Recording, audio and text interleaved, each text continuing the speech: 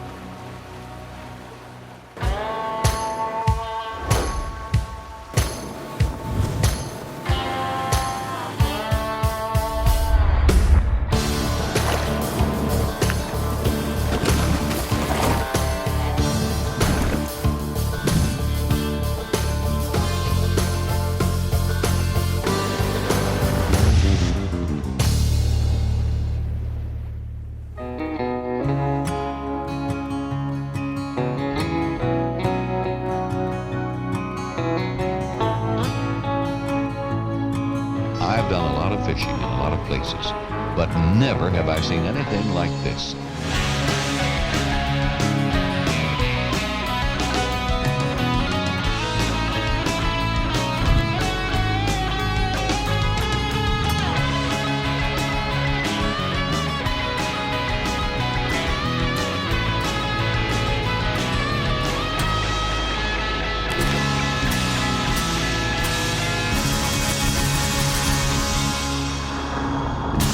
Evolution.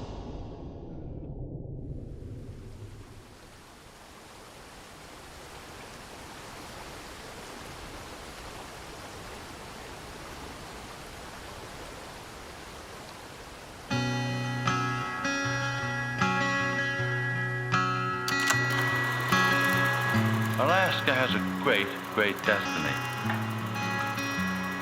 We are here, situated by geography and by history in our farthest north and on our farthest west, in a unique position to achieve that destiny, to create in these far northern latitudes a shining and eternal example of what we want to call the American way of life. Those words were spoken on November 9th, 1955, at the Alaskan Constitutional Convention, which would prepare the territory to join the United States of America. But fishing was here long before the last frontier became one of America's last states. Waterfall Resort began as a salmon cannery in 1911. We're sitting up in what was the old Waterfall cannery back in the early 1900s, so we're up in the second story. You can still see up here, I mean, you got a lot of the old tracks from the old cannery, a lot of the old canning equipment. We've kept a lot of that stuff intact to kind of keep that historical aspect of Waterfall. That's another piece that makes Waterfall what it is.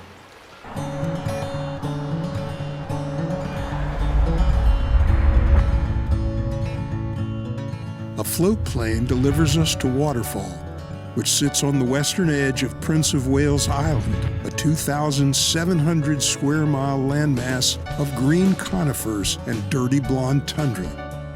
The air is rich with the mossy bog that covers the undergrowth, known as muskeg.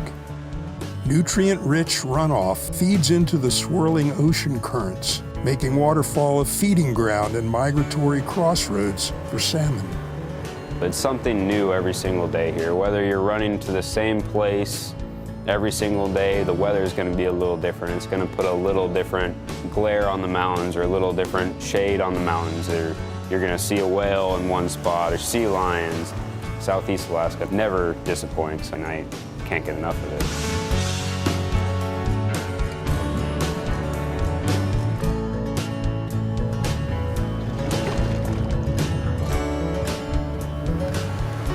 What's nice about the cookie jar, it kind of sits out inside these 2 points. Fish will get sucked right in into those current. The bait gets pushed into here, as well as several whales kind of threw out here today.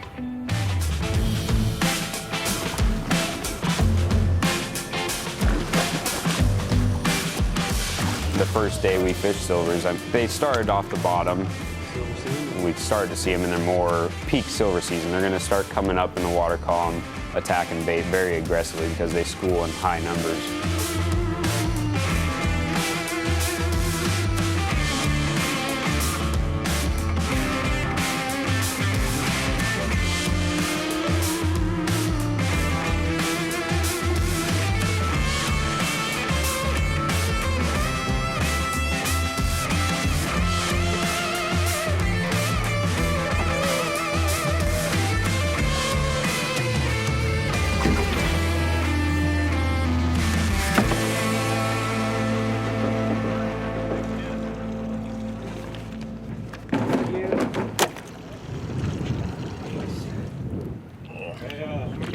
Real quick, guys. All right. You do that, bud.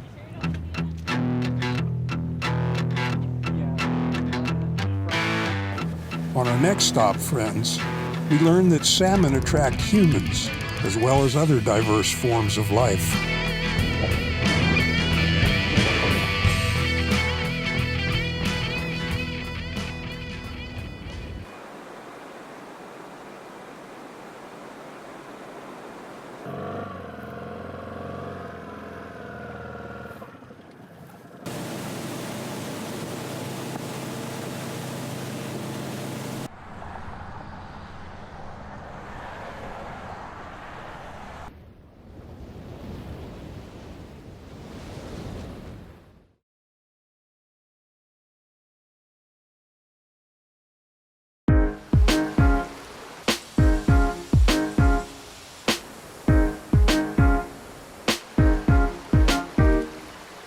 It's August, time for a pre-hibernation smorgasbord. Pink salmon are running upstream to a dead end. I mean, the deadest of ends.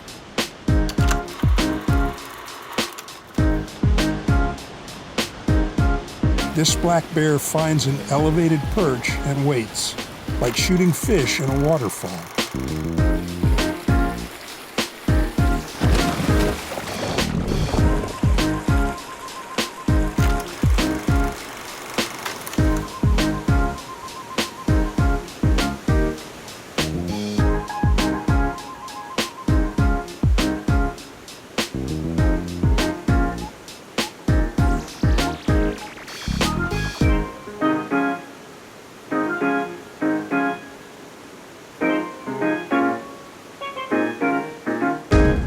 Salmon are preferred by bears and barn doors.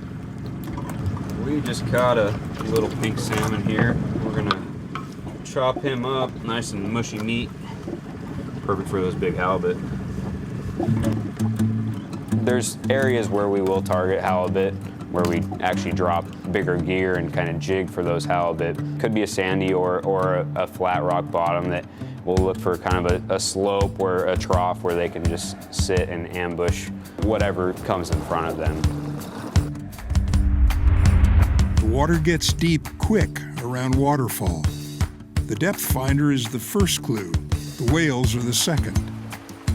Halibut prefer deep ledges for their hunting grounds. A halibut hits the bait like a pugilist punching the heavy bag, a thump easily felt from 300 feet below. All that's left to do is take back all of your line. Oop, there we go. He starts running, let him take it. Well, she just hooked into what feels like a halibut. Definitely has some weight to it right off the bottom. I'm just kind of helping her hand line it in here. Long way down there, but we're getting them up here. Don't worry, we'll wait. Halibut have to be between 45 and 80 inches. 80 inches in the book looks like about a 270-pound halibut, so it's a big halibut to get over that 80-inch mark. Beautiful fish.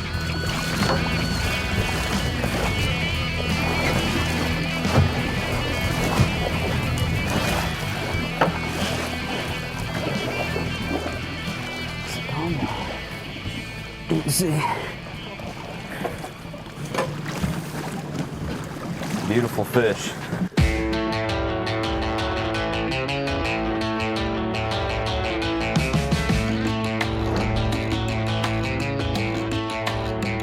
All right, we're gonna release her back in to do her thing. Gorgeous fish. Nice job. Halibut slime. Up next, some quick improvisation and a dash of old-fashioned instinct leads to a season first. Brian's boat limiting out on silver salmon.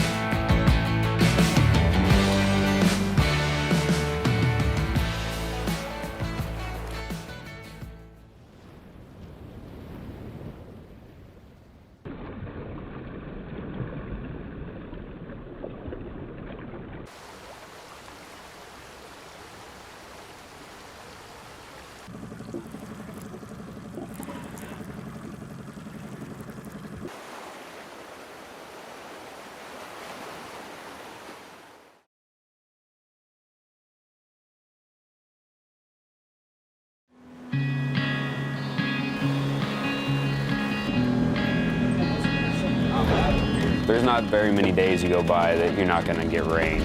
If you don't get rain in a day up here, you're getting spoiled. It's ever changing with the winds up here. I mean, they just swirl, or there's so many islands up here, the winds are just gonna swirl. So it's quite a system up here that we have. Loose lines all morning has Brian revising his game plan. Time to run to Cable Crossing, a cove 40 miles south of the resort, tucked inside the ocean current. Upon arrival, the sonar starts marking fish. A lot of fish.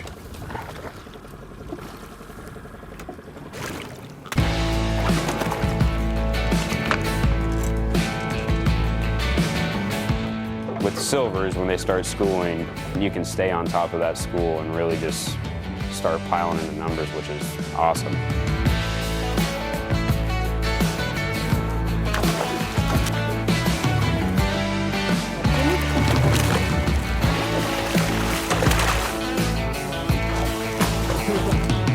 All right, there we go. Yes!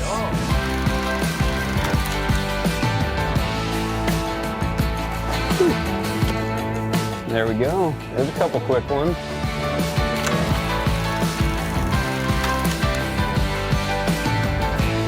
All those fish that we hooked had that line wrapped around their face. They snagged. I mean, they were being really aggressive. That's just a sign of a real good silver run. And they were higher in the water column attacking bait.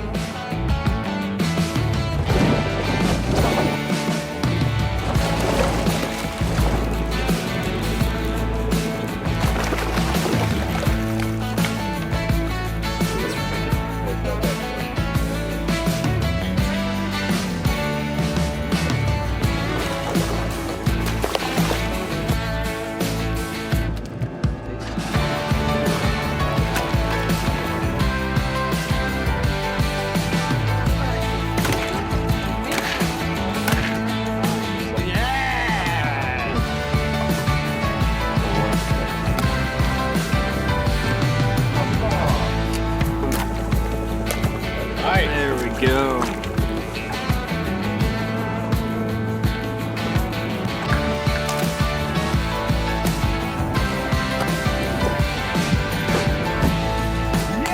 Nice job. There's a limit. We had a good day of catching today.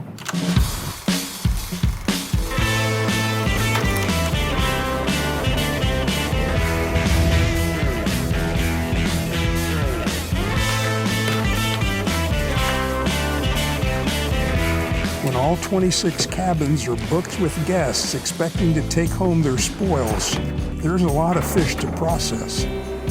No problem. The cut house is in full swing with fillet knives, fish guts, and loud music.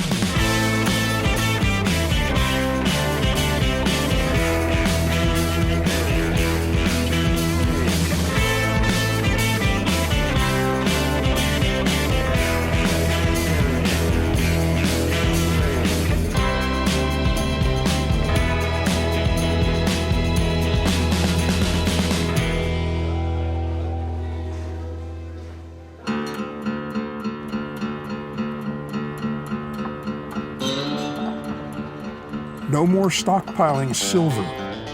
On to king salmon, the marquee species. But thus far, they've remained uncooperative, unseen, uncaught.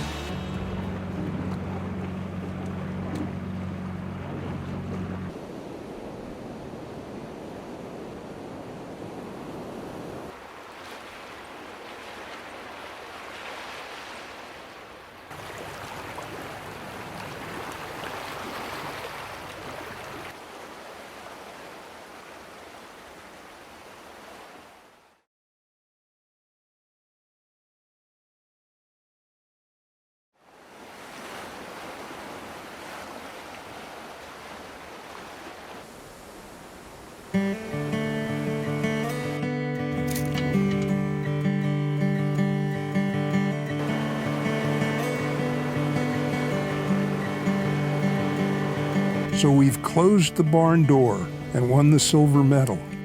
But Waterfall's marquee species, the king salmon, has yet to be conquered. That's going to be what our resort's focus is on. On the bottom, we're basically looking for a nice clean drag, kind of just flatter bottom. Obviously, anywhere we're going, what type of fish it is, we're looking for sign, birds, bait.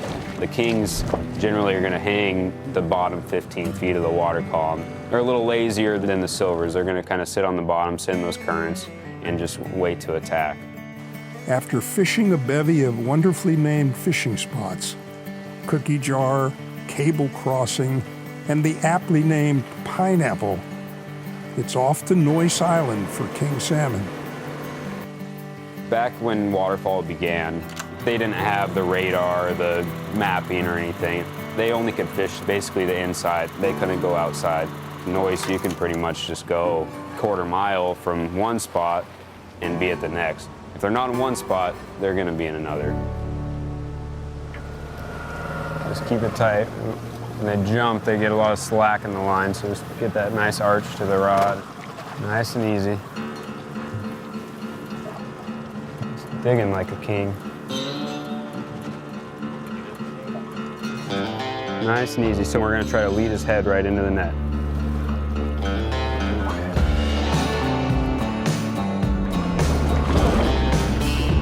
We're gonna just try to turn him as best you can.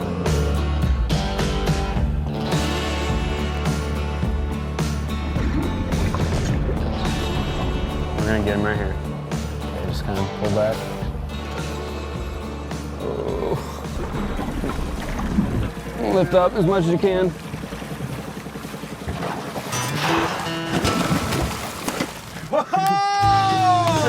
Nicely done.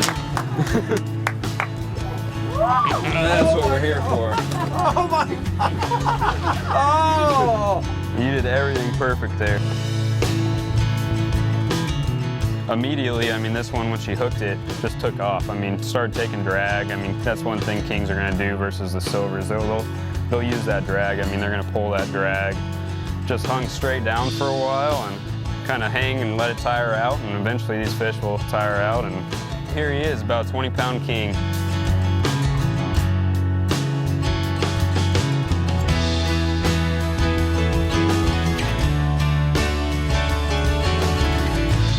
I grew up trolling for salmon, downriggers. I got up here, I didn't know what mooching was. I mean, that's what we do. I mean, we drop down, reel back up, drop down, reel back up. I thought it was crazy. Learning that technique over the years, learning the spots, how to fish each spot, we all learn something new every single day.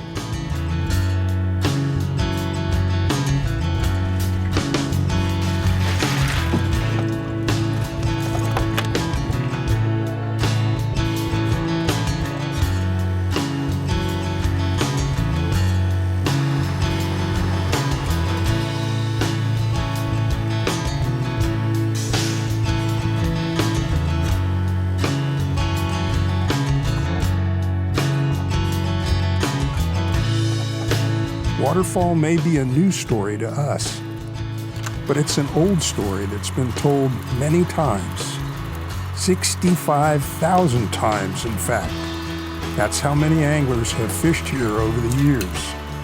And the evolution of the tactics and the tackle, the place and the people never stops.